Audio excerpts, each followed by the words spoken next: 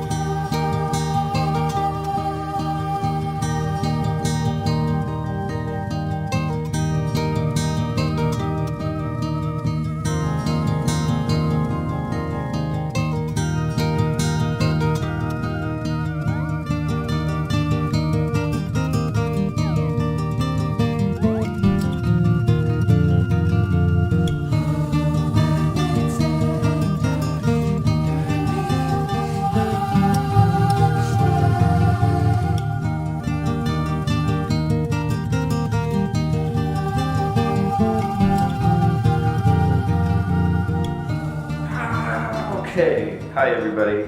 Pardon this presentation, but I'm waiting for the moving pod to come, and right now this is the best I can do. I'm going to sit down, I'm going to talk to you guys about what happened in the last place we lived. I didn't really feel comfortable talking about it while we were there, and I didn't really feel comfortable filming a lot about it when we were there. I wanted to wait till we were totally out of there and like safe before I could sit down and have this conversation.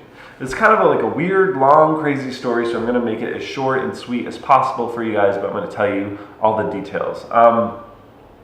August 16th was 2 days before we moved into the apartment. There was a fire at the house next to ours, and it didn't really affect us or anything. Like, the house is really close, like 20 feet from where our house was, but it didn't affect us in any way. Like, it just kind of was like a weird thing, like fire, but anyway, it happens. When I had moved in, Stephanie wasn't there yet, but when I got there, the neighbor who lived there wasn't there. It was just like basically like it seemed like an abandoned house. There was just no one there, and it was because the fire. Like whoever was living there had to leave because their house was burnt. A couple weeks later, I started noticing like people coming and going, like late at night, stuff going on, and when Stephanie got there, it was right around the same time that the owner of the house came back. He had like a little studio in the back, like little house that he lived in because it wasn't burnt from the fire, so he could live there. One night, probably around like 8 or 9 p.m., Stephanie and I are just like in our bedroom, probably like watching a movie or doing something, just like really trying to relax after work. And we just start hearing this guy like screaming, like help, help. Like he really needed help. It seemed like something out of a movie. Like he was screaming and there was these guys there like trying to calm him down. And within probably 10 minutes, the police came and they came up, and it was like it was like a lot of police came and they came and assessed the situation. And we just kind of assumed maybe it was like a domestic thing or something. And we just kind of figured that maybe it got taken care of. And so we didn't really hear anything much about that for a couple days, maybe like a week. And then one morning at like 7 or 8 in the morning, it was the same thing. This guy screaming help, like he was being murdered. It sounded like he was being tortured and murdered. And once again, the police came right away. And this time, the guy wouldn't come out of the little back studio. He was screaming like, "Are you the FBI? Like, I don't want you on my property. Please leave. I need you to get out of here right now. Who are you? Why are you here?" And Stephanie and I like were a little weirded out. We were like, okay, something weird is going on. And then again, like it was gradually not much happening. It was just kind of like here and there, this guy would come and go, and we would be like, okay. And it just started turning into this insane thing. Like this guy would come out in his yard like 24 hours a day at any given time and just start screaming for hours on end. I'm going to give you guys a taste of like some of the audio recorded of this now. Fuck you! Okay, got that!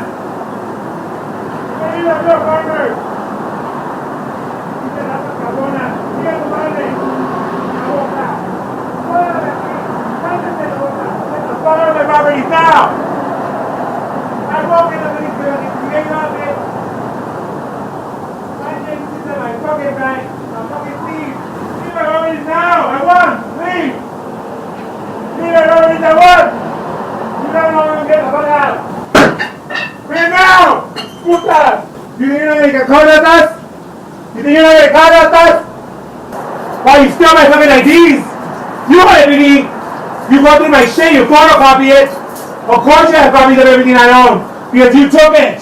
You fucking thieves. Bring everything go up.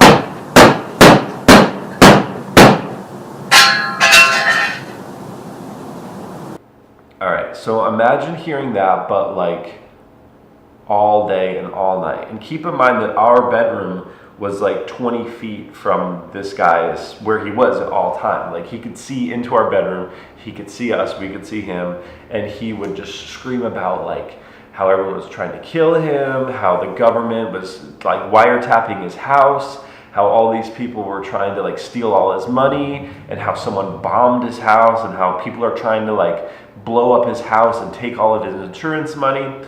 And it didn't really seem like anybody else was trying to like do anything. Like our neighbors, we were the closest ones, so we would hear it the most. So it just got to this point where I was spending, I'm not exaggerating, probably between 10 and 15 hours a week on the phone with the police, mental health, and the city, trying to figure out what to do for this guy because he owned his house. So it was like we'd call a landlord and be like, you have a crazy tenant, get him out of there. It was obvious that the fire in this guy's house sparked some sort of, no pun intended, mental problems that he was having. And it just streamed, blew up out of control.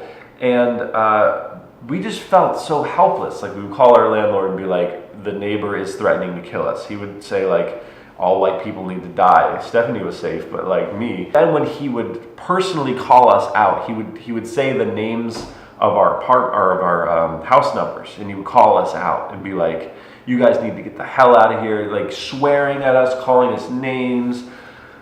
And it just was like a terrible, terrible living situation. And it was a terrible, terrible experience. And it was nonstop. I'm not exaggerating that this was every day, pretty much all day. And the problem was, I got in touch with the city and finally got in touch with someone who could help us.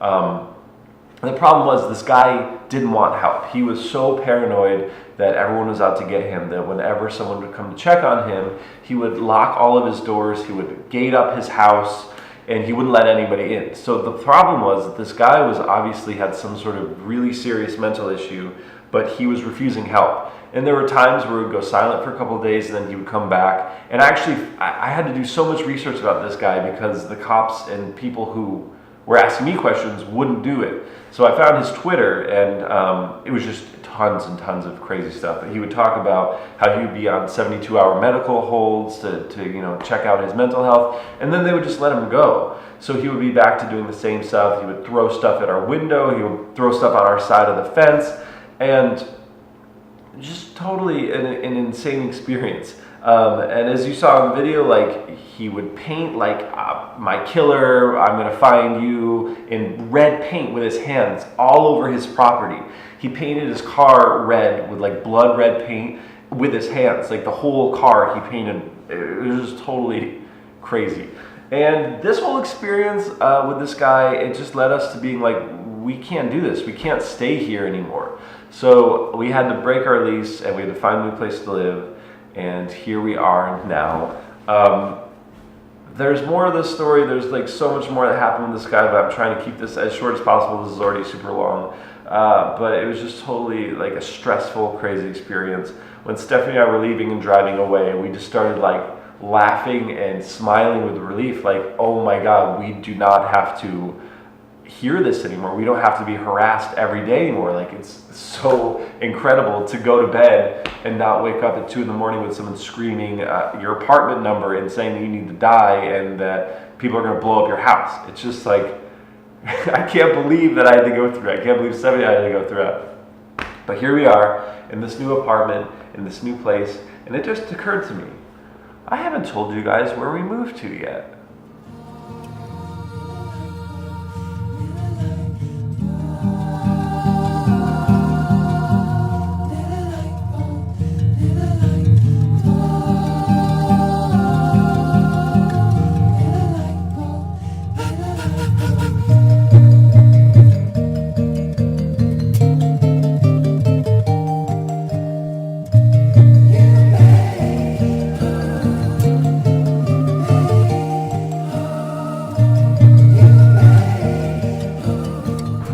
hold on, you guys.